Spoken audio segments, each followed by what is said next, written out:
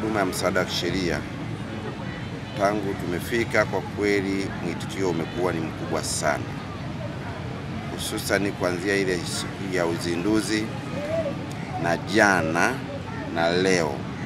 Mwitikio umekuwa ni mkubwa sana wa wananchi. Changamoto kubwa ya wananchi ilikuwa ni ardhi. Takriban 99% ya wananchi waliofika katika viwanja hivi na maeneo ya uwandani, kilio chao kikubwa ilikuwa ni mgogoro wa ardhi. Wapo migogoro ya ardhi ambayo ilikuwa ni mgogoro wa ardhi kati ya mwananchi na mwananchi, lakini pia migogoro kati ya mwananchi na taasisi, na kati ya taasisi ya mwananchi na serikali.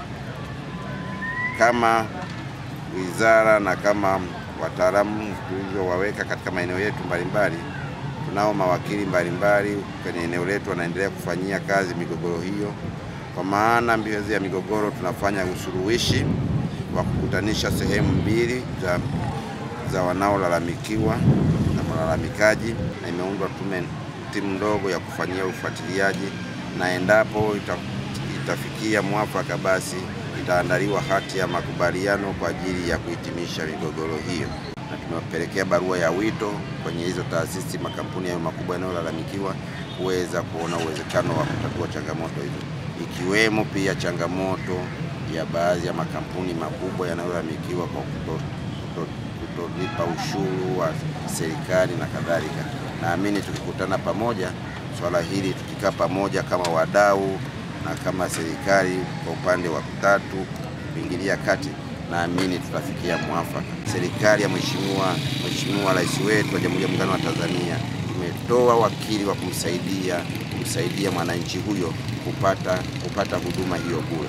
Kwa hiyo kwa mwananchi ambaye hana uwezo wa kumudu gharama ya mawakili, kwanza tunamuunganisha, Mama Samia anamuunganisha na mwanasheria, kama ni swala la kisheria aweze kuandikiwa nyaraka zake za kimahakama.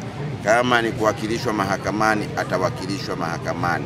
Kwa hiyo tuwaombe wananchi wa mkoa wa Tanga wajitokeze kwa wingi, kwanza kupata elimu, lakini pia kupata hii huduma ya masuala ya kisheria, masuala ya elimu, masuala ya sheria, ndoa, mirathi, talaka, masuala ya vizazi na vifo na mengineyo mengi, utatuzi wa migogoro kwa njia mbadala na kadhalika na kadhalika.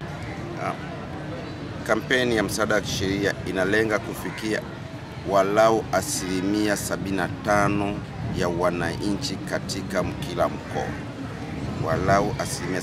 Hiyo ndio lengo letu la jumla. Hiyo ndio tathmini fupi ya utekelezaji wa kampeni ya Mama Samia. Tuseme tu ukweli, mwitikio ni mkubwa sana.